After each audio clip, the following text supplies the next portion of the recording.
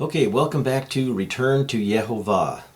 And actually, right there, let's get right to the point, what I want to discuss today. I have come to the understanding, for lack of a better word, of the pronunciation of my God's name. And it was not on my own, and I'm not going to tell you that God just downloaded it to me, but it was through the efforts of a couple different men that, several, over the centuries, but particularly if you've looked at some of my previous videos, you might have heard me refer to either Nehemiah Gordon or Keith Johnson. And I don't even know how I stumbled across them, other than for several years I attended El Shaddai in Tacoma, Washington, and they had a guest speaker there, Nehemiah Gordon, and he was a Hebrew scholar and had done some translating of the the Dead Sea Scrolls. Actually the Hebrew. I mean, he was fluent in Hebrew, lived in Jerusalem, all the whole nine yards, raised Orthodox Jew and all of that. Now he is not a believer in Yeshua as the Messiah, at least as of this date, which is September 17 of 2016. I do pray that he will find the truth about Yeshua, but let me tell you, that guy has brought to light incredible things out of the Word of God, mainly from the Torah, but also the Tanakh. And one of the things I stumbled across, I should say, for my journey, I stumbled across him and his teaching. Somehow he brought up the idea of there is a known pronunciation for the name of our Lord, and we've always heard in whether Hebrew roots or Messianic circles, different ways that you're supposed to say it, and a lot of times it's just spelled out Yod, He, Vav, He, the four Hebrew letters, and some say that's Yahweh, some say Yahweh or whatever. Some say we're only supposed to pronounce it Adonai, which is the Hebrew word for Lord.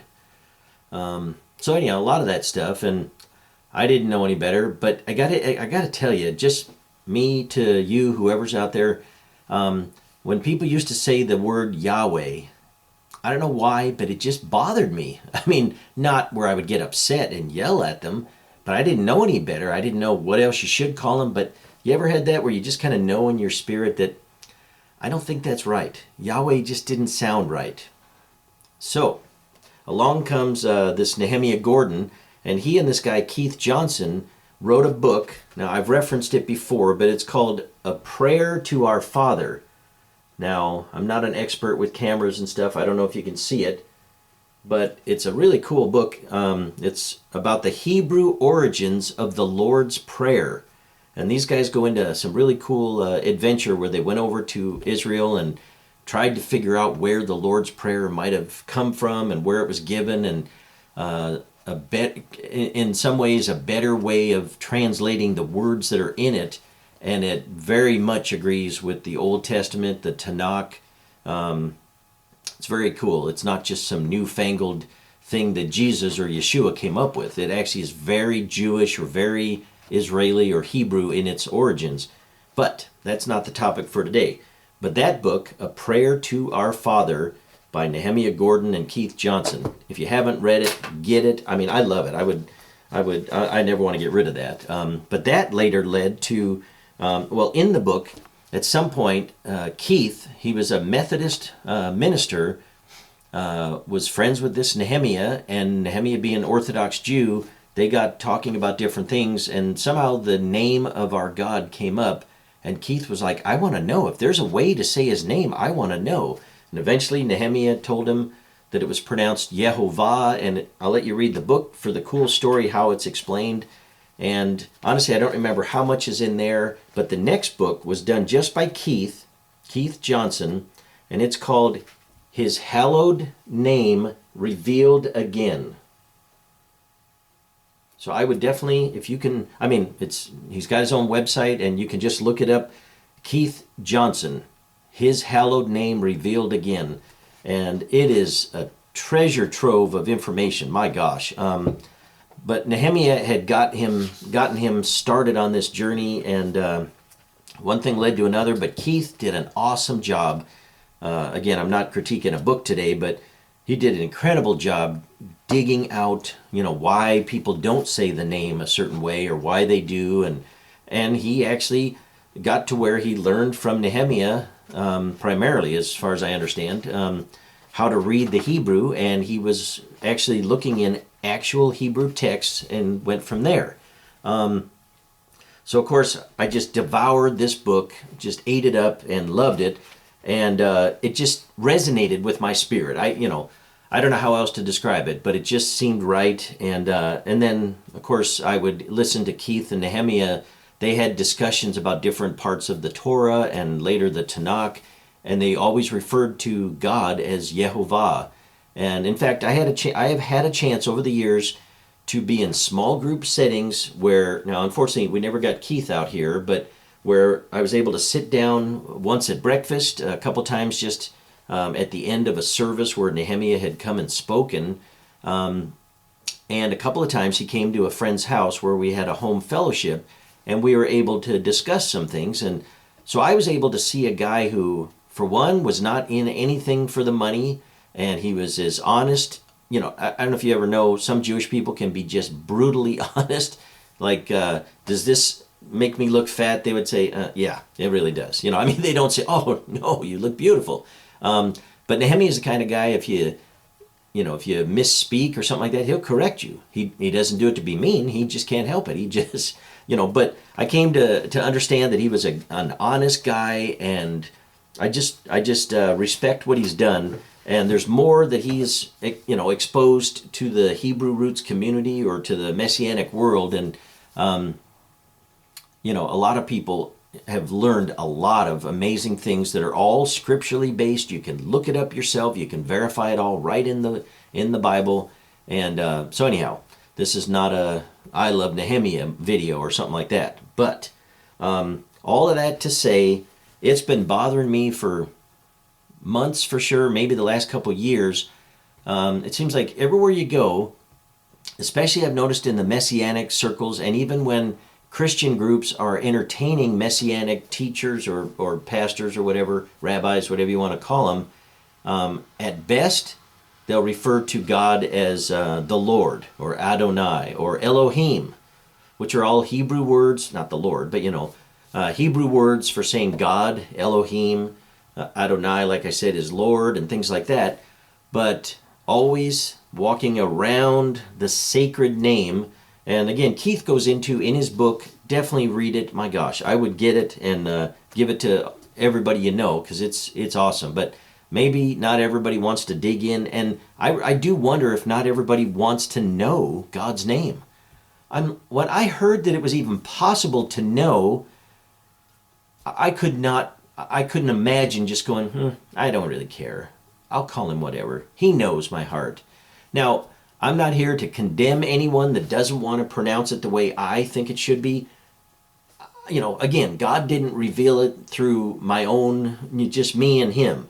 It was through multiple sources, and I searched it out. And if they say they found it in the Hebrew scriptures, I searched it out. Now, I can't read Hebrew like they could, but I could look in a Hebrew-only copy of the Tanakh, and I could read through and go, oh yeah, that's where, where it lines up. And in the book, he shows how the different accents or vowel points, again, I'm not a Hebrew scholar, but he explains how the different vowel points bring you to pronouncing God's name a certain way. Not Yahovah or Yahua or Yehovah or whatever. There's any of a number of different ways people think. And it's like, even though I haven't met Keith in person, just listening to him interact multiple times, probably 50 times or more over the several years with Nehemiah and others. And if he makes a mistake, Nehemiah corrects him, but or vice versa. But they done an incredible job of bringing this information out. And so I guess for me, that's part of the reason why the website, my little Facebook, YouTube page, sorry, I don't even have Facebook. I just don't have the time for all those things, and I'm not very good at all that. But I figured out I could, make a little YouTube channel And I didn't want to say return to the Lord, because my heart is for people to come back to God, return to the Lord God of Israel, start keeping his commandments. You can only get there. You could keep commandments as a robot or as a religious person, but the only way to truly come back with your heart to the God of Israel is through first realizing you have sinned against him by violating his commandments in any of a number of ways. We all have. Excuse me.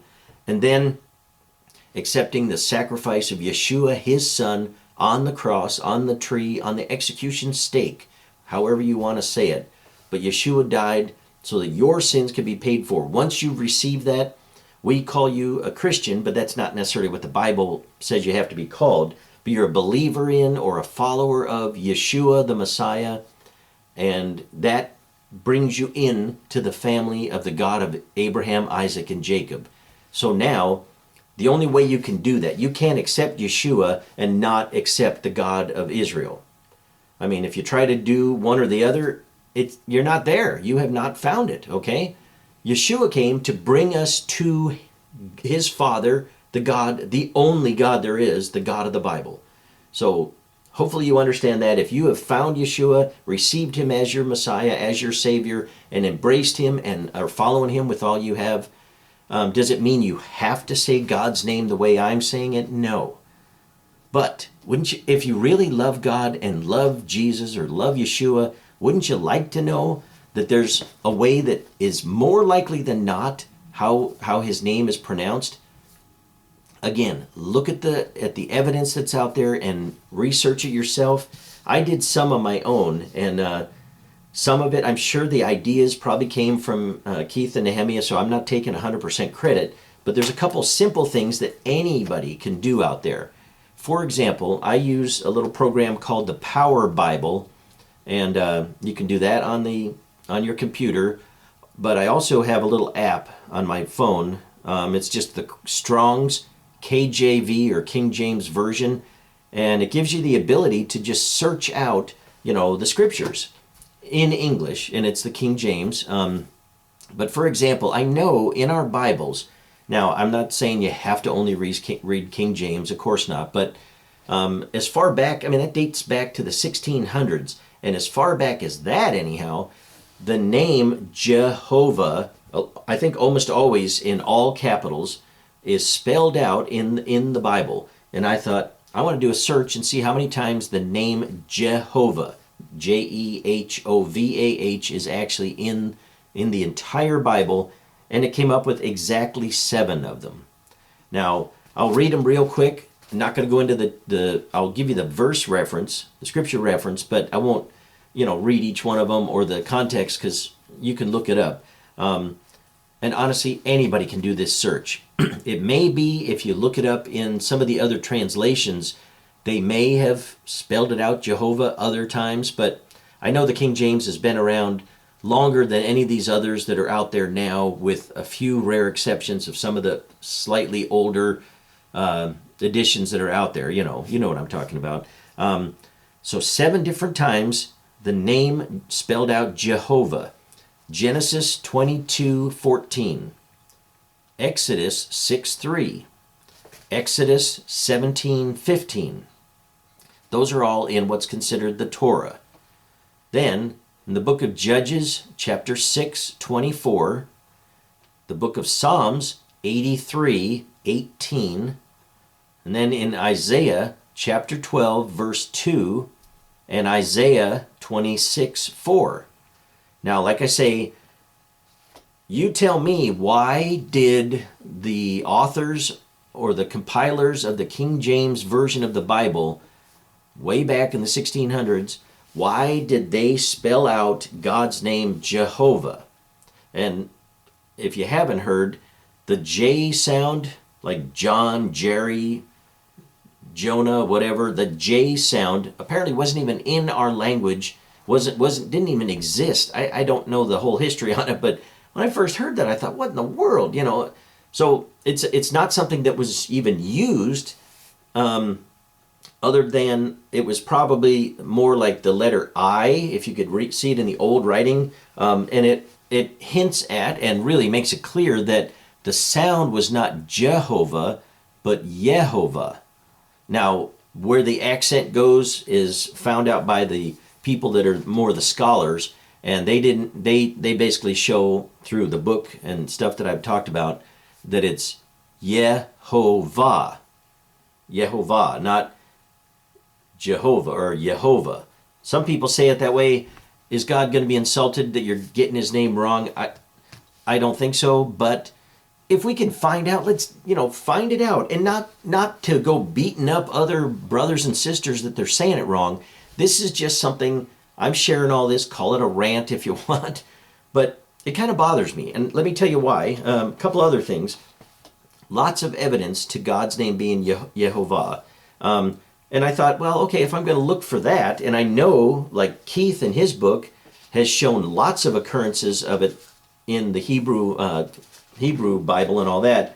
So I did a search to see if ever the name Yahweh, that millions of people will tell you that's his name and how you say it, and they don't even bat an eye about it.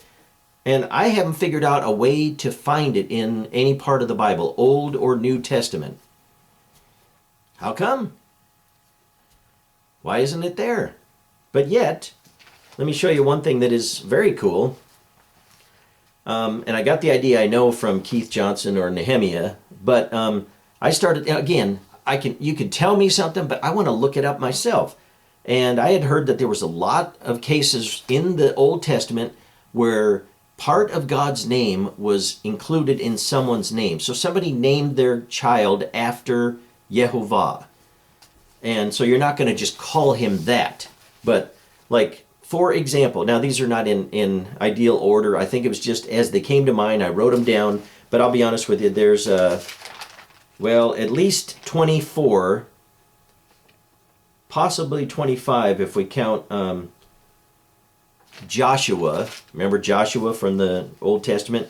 And his name went from being Hoshea in Hebrew to, which meant like he will save or something like that. But then it says actually in the Torah that Moses changed his name to Yehoshua. So instead of Hoshea or whatever, I don't have a way to explain all the difference in the spellings from Hebrew to English, but just work with me. Hoshea means he will save. Yehoshua, which his name was changed to in the Torah. And that was not, you don't get to just do that, but no, Moses was allowed to, do that, and it stands ever since. And there's an entire book, Joshua. It would have been pronounced Yehoshua. Anyhow, that takes the Yeho, not just Yo, like Joshua. It's not just J-O. It would have been Yehoshua, and it means Yehovah will save. Anyhow, that's also, just for the record, that is also the long version name of our Savior, Yeshua. Yeshua is like a shortened version, like, let's say your name was Jonathan or John. Well, let's say Jonathan and people call you Jack or just John or something like that. Or William and they call you Bill. But if your name is Yehoshua, and it means literally Yehovah will save, because God knew what he wanted his son to be named. I don't want to go into all that. Hopefully you'll know he was never named by the angel Gabriel that came to his parents. He wasn't named Jesus. There was no J sound. It's just a transliterated way of passing down through multiple languages how you would pronounce Yehoshua.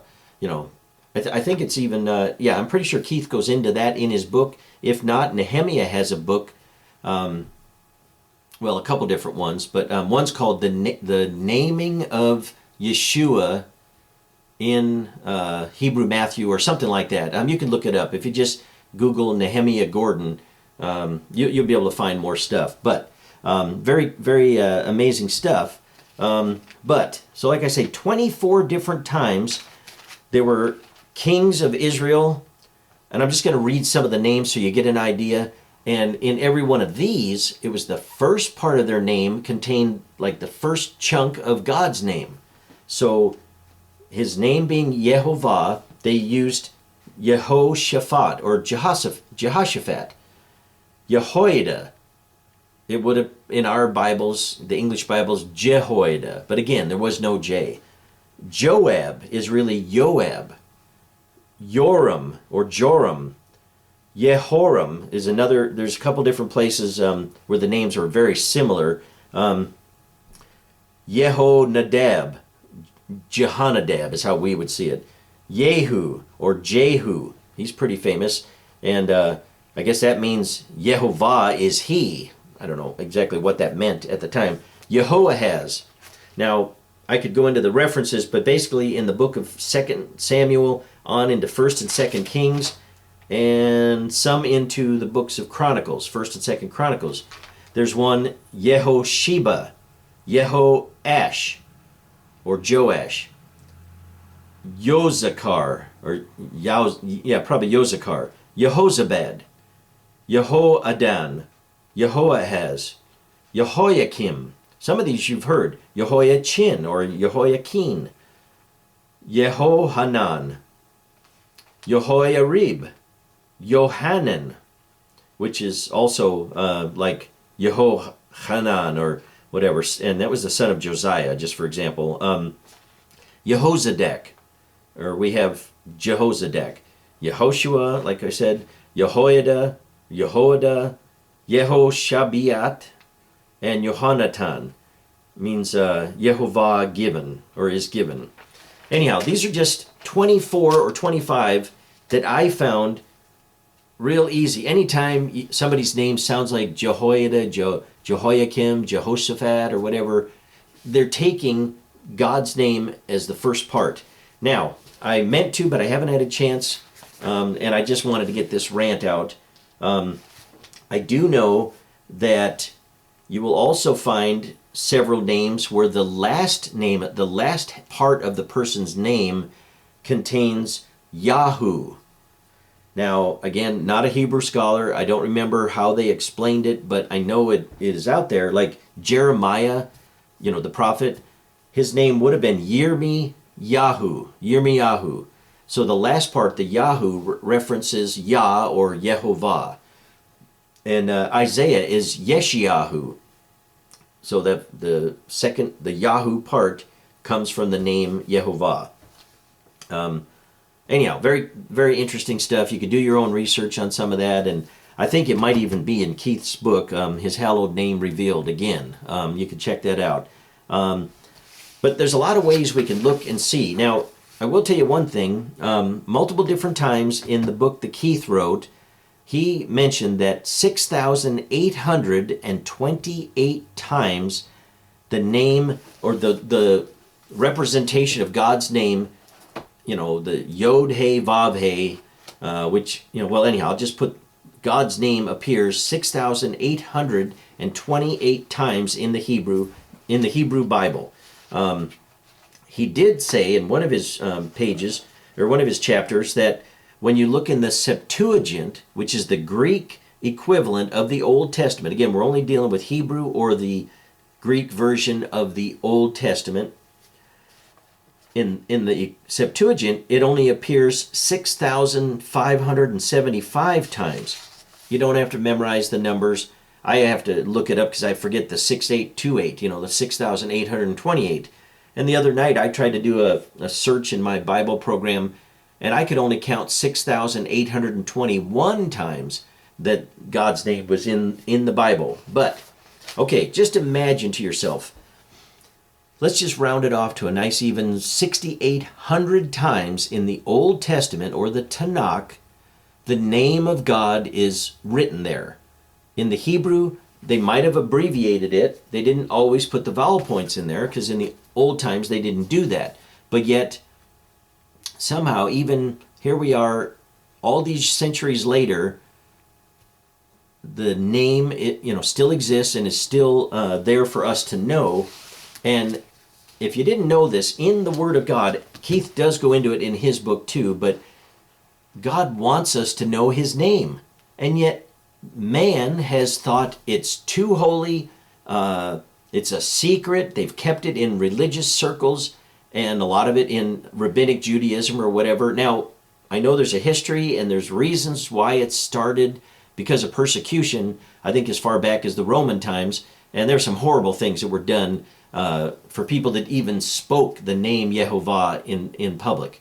But I don't want to go into all that right now. So I'm not beating up the people that have hidden it for all these years, but why now, at the same time that the God of Israel is waking up you and me about his Torah? Okay, I went from not even knowing there was a Torah, barely having read it, didn't want to deal with it, didn't need to, but I thought I knew the Bible pretty good. And one day somebody, started sharing about the feasts of the Lord, Leviticus 23. And I started reading and going, wait a minute.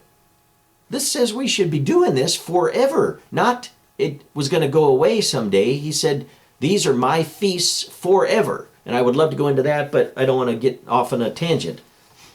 But just like a lot of you, something triggered in your mind and the scales were taken off. And I know tons of people now that all over the world, I don't know them all, but that I've come across or you've heard about too, not famous, just average Joes that were Christians and they believed in Jesus. And then they had their eyes opened and they realized, I have to keep the Torah. I should have been doing this all along. Oh my God, I have sinned against you. Now, I'm saying that because it's like walking, through, well, I actually had this experience, but I walked through a hotel down in Nashville. I forget, like the Grand Ole Opry or the Opryland Hotel, big, huge, beautiful place. I wasn't staying there, just visiting, but walking through, and I thought I had seen a very nice hotel. And you go through these double doors or whatever, and you're like, what in the world? And it was this huge, like, atrium, and it had all kinds of plants and trees, and you could see people's rooms lining this huge area, and they all looked in, and there was water. I don't know if it was like a little river or what, but it was just incredible, beautiful. And every time I remember that, I think that's how it was finding the Torah and realizing in my same Bible that I've had since I became a believer back in 1982, well, I actually bought this version that I have now in 84, whatever. The same Bible I've been reading ever since then had the Torah right in it, in English, and yet I can read it and still get the gist of what God was saying, and I still know I need to keep God's commandments where it is possible and as it's possible. I don't have to wait till he someday lets us go into the land. But again, that's kind of the point of this whole YouTube channel is God is bringing us back to him. And that's the only reason I'm doing videos at all, even though I wish I had the time to do them every single day. But God would like us to return to him, to return to his ways. And if you listen to anything on the internet, time is short. And I can only imagine that's part of God's plan, as he knew he was getting to the end of the story of man, let's say, on this earth or whatever, the end of, or near the end of the battle of good versus evil, where the enemy has done everything he can to destroy God's people. And for whatever reason, God decided, because he knows what's coming, this is when I'm going to reveal my Torah, I'm going to reveal my feast days to my people. Some are going to be able to learn the truth about how it was done in the ancient times, where literally every month you looked into the sky and waited, you sighted the first crescent of the new moon. And that's actually, the word chodesh is the word for new moon in Hebrew, or month. Anyhow, another discussion for another day, but search it out. There's a ton of people in the Hebrew roots and Messianic community that have just continued with what Rabbinic Judaism has done for centuries now. And I understand they had a reason for it, but honestly, when the reason for doing something is gone and there's the true way of doing something available, how about finding out what that is and doing it God's way? And it's not hard, okay? But I won't go into all that now. I think I might have done a video about some of it. If not, if people want to hear that kind of thing, I can go into more detail. Again, these are things I've gleaned from other men. I'm no genius, I'm no scholar, and that's really what I'm trying to get at. Average people, God is just waking us up and knocking on our head and saying, look, And I will never forget as those things started flooding in. Oh my gosh. And it took several years of me to read through the Torah one time after another, just reading through it, and you pick up more things. As you know, the Bible is amazing. You can read a chapter one day, and a couple months later, you'll see something you've never noticed before. And you're like, I know I've read that multiple times, but it's totally different than just a book, a novel, or anything like that. Anyhow, so I've been doing my own searching, and when somebody says something like X number of times God's name is in the Bible, I'm like, I want to see that. Here's an example. In the back of Keith's book, again, his hallowed name revealed again. No, I'm not a sponsor. No, or he's not a sponsor. No, I don't get a dime from anybody, and I don't need it. I don't want it. Very cool. Back in the appendix of the book, Appendix B, he talked about how in you probably heard that there's some Hebrew manuscripts of the Tanakh, and in this case, the one he was referring to is called the Leningrad Codex.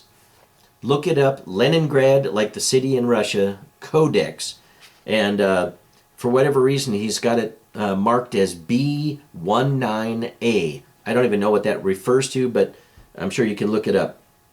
Anyhow, he said that in that manuscript, there are 50 witnesses to the full spelling of the name written out with vowel points. However it's in there, he was able to find it 50 different times as Yehovah, not Yahweh, not anything else, not even a corrected way of saying it than Yehovah.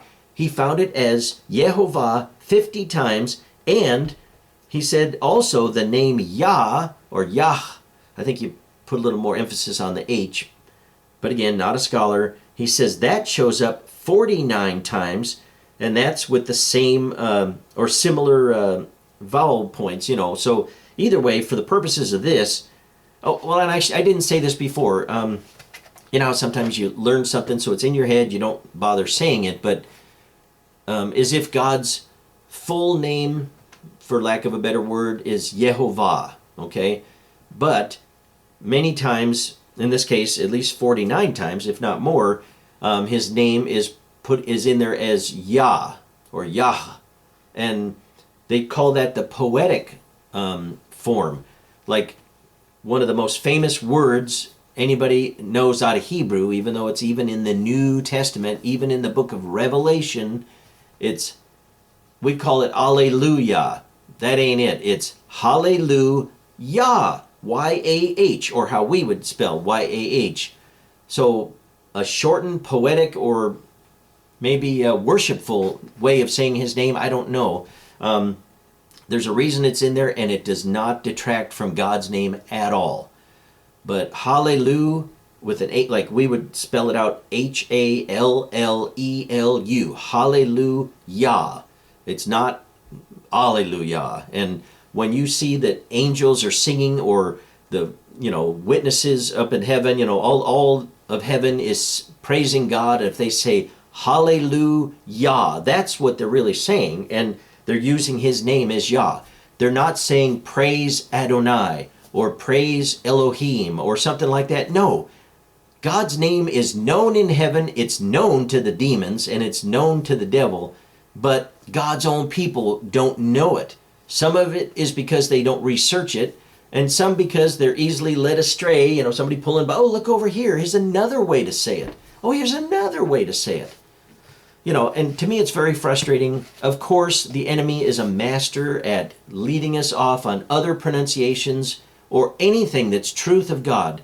I mean, if you have not yet decided or come to an understanding about the feasts of the Lord, let me tell you, there's multiple sources out there that will lead you, off on, this is the way you should keep the feast, or this is when you should keep it, or this is how you should, and it's enough to drive you crazy. But each of us, we're on our own journey. I'm not saying everybody that does it different than me is condemned. Of course not. I may find out when it's over that I missed something and got it wrong. All I know, this is where I'm at, and I love God, and I am trying. I'm not perfect. I'm a regular guy just like you guys, but I am trying to keep him or his ways as best I can. And if he has bothered to let the light from heaven, whatever you want to call it, show me that his name is actually in the Bible. Why would I not want to find out what it is? And there's somebody telling me how it's pronounced, and they back it up with scripture. They back it up with proof in writing in the Hebrew version, the Leningrad Codex. Why would you not look at that? Now, if there was only 1 or 2 times they found it, I'd say, well, that's pretty good, but it's, 2 witnesses, that's a very scriptural thing, 2 or 3 witnesses, but 50 of them were somebody bothered to keep, I don't think it was an accident at all, but somebody deliberately, out of the 6,828 times that God's name is in the Tanakh, the Old Testament, at least 50 times the writers of the Leningrad Codex kept the vowel points in there or added them or whatever.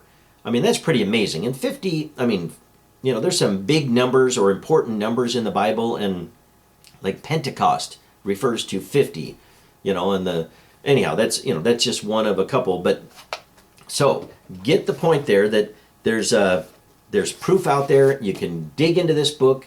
It's got all kinds of information, and I can't recommend it enough. And there's things I haven't even covered that, he goes into detail. Because keep in mind, in your English Bible, if you open pretty much any Bible in English and probably most other languages nowadays, I don't know what they do in the Hebrew, to be honest. Well, actually, there's even a thing out there, the Jewish New Testament, or the complete Jewish Bible and all that.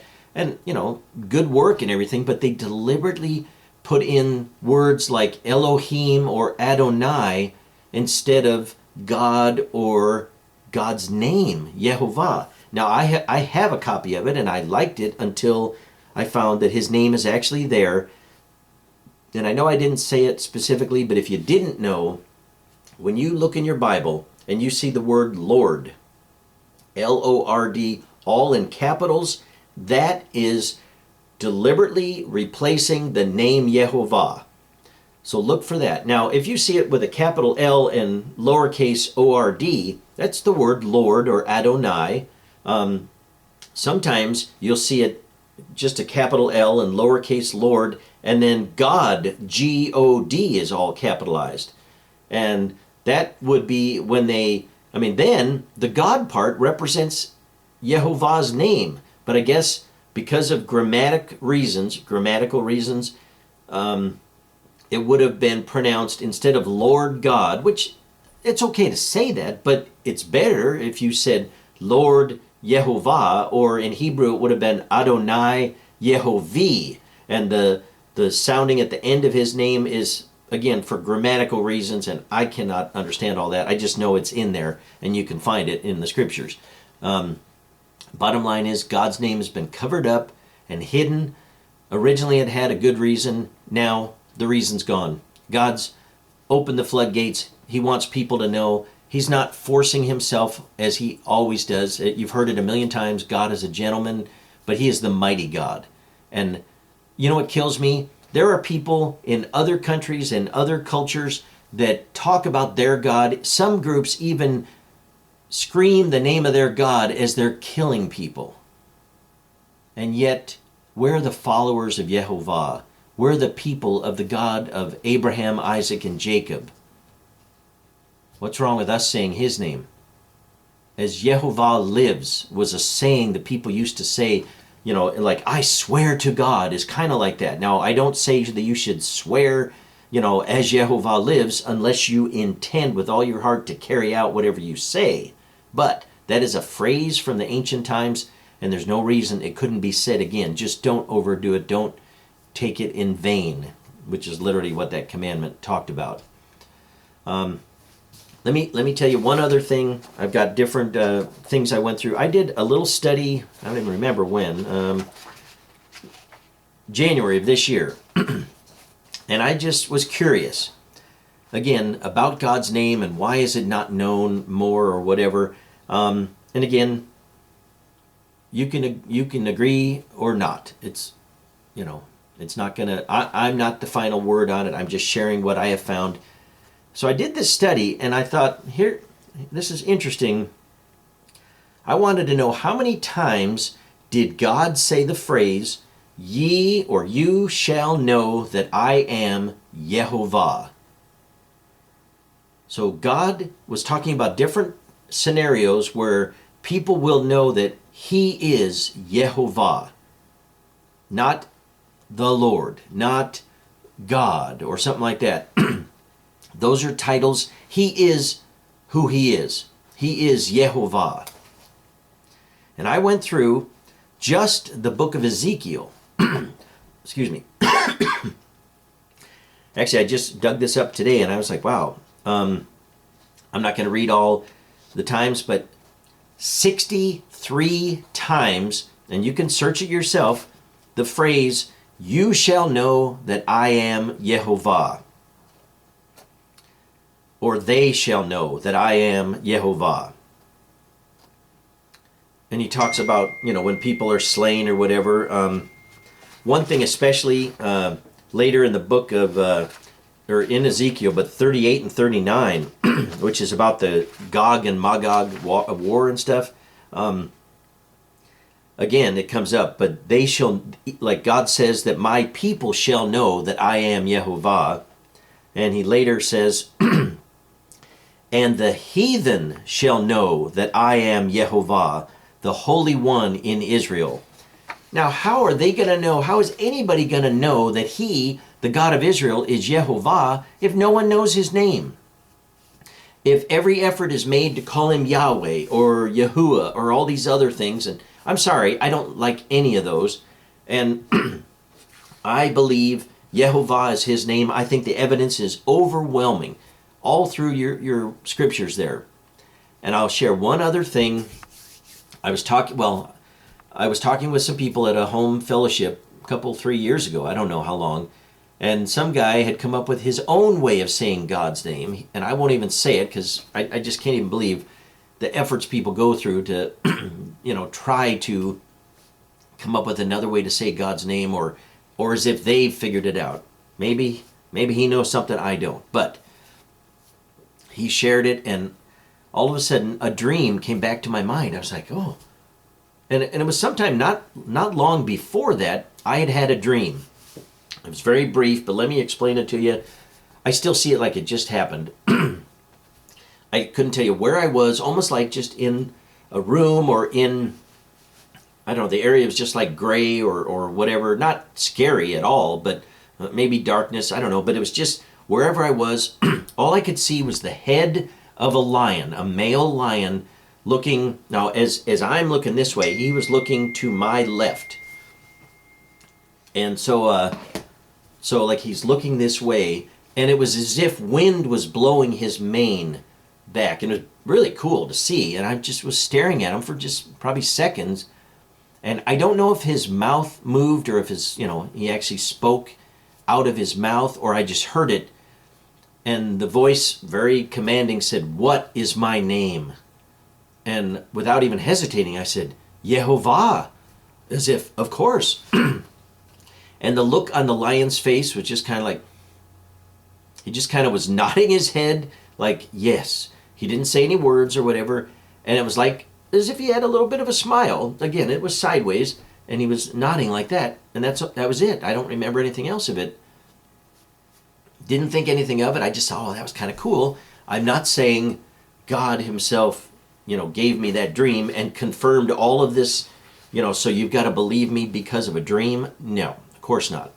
That just, and, who knows, is it because of all the studying I'd done over the years that it was just confirmed? I don't know, but either way, to me it was just one more little piece, just a very beautiful thing. But that's why my channel is called Return to Yehovah. I believe that is the name of the God of Abraham, Isaac, and Jacob. And that is the name of the Father of Yeshua. The world calls him Jesus or Jesus Christ. His name would have been called Yehoshua. Yehoshua. Because when he was named, God was saying, Yehovah will save. Meaning, God was saying, I when he as God was saying, I will save. God is the one that did the salvation. Yeshua came and obediently did all that Yehovah had commanded him, and he knew he was coming for the glory of his Father, and to bring people back, bring Israel back to his Father. Now, he didn't come and just become a Torah teacher to get people to just keep the law. No, he did way more than that. That's a piece of it. And he absolutely, kept every bit of the law that could be kept as he was. I could go on, but if it wasn't for Yeshua, and I've said this, I've actually shared this with Nehemiah, not in person, unfortunately, but in messages, that if it was not for Yeshua saving me as a wretched, knucklehead sinner, when I was 19 years old, granted, it took me a long time to get from, just being a born-again Christian and learning my way through Christianity and what's real and what's not, and reading more of God's Word before I was ready, or God really was ready to burst on the scene with His Torah and teaching people that. And that led to so many other parts of the truth of God. And I know I'm not the only one. And He's never spoken to me and said, you are special. He doesn't have to, because I can read it in His Word. I'm learning these things. How could a person not feel blessed by God knowing what Yeshua went through to die for their sins, or for my sins? When you find, if you're not moved to tears when you get that, you're not getting it, I don't mean you have to cry every single time, but if you stop and think about all that Yeshua went through, just knowing that millions would confess that they trust Him, and they would put their faith in His shed blood on Calvary, and they would be saved. And it was confirming the new covenant that He had promised in the book of Jeremiah, and that God would put His Spirit within those people, and they would be able to walk in God's ways. But I don't know about you, if you don't know what God's ways are from the Bible, from the Torah, how could you possibly walk in them? The Spirit does stop us from doing things, or at least tells us, I wouldn't do that, don't do that, that's wrong. We know what sin is, and we know if we do something wrong, we know it. Especially when we have the Spirit of God within us, okay? But anyhow, I don't want to just put you guys to sleep. Please consider, if you haven't already read or seen the book, His Hallowed Name Revealed Again, that was a huge part of teaching me, and this other one kind of led to it. A Prayer to Our Father, Hebrew Origins of the Lord's Prayer. And if you want to look up any more about Nehemiah Gordon, just Gordon, but he spells Nehemiah without an H at the end. So just Nehemia. I'm sure if you Google him, you'll find he's got I think he's got a Facebook and something called Nehemiah's Wall and stuff like that. And he's a pretty smart guy. I'm not saying you have to agree with or believe in everything he says. And like I say, he's still not there as far as his eyes have not been shown that Yeshua or Jesus is the Messiah. Just like many of us didn't have a clue about the Torah. Nehemiah has had that part in his understanding for his whole life. But the Yeshua part is not there yet. And again, I'm not beating him up for it. I pray for him that God will open his eyes. And that's not a callous thing. That's a legitimate, heartfelt, and I truly believe God's going to do that. I don't know. God is good. Anyhow, thanks for listening. If you want to post comments or whatever, or questions, I'll do my best. I'm not I don't do this full time. It's just when I have something I want to share, I do. And anyhow, thanks for tuning in, and guess that's all. God bless. Bye.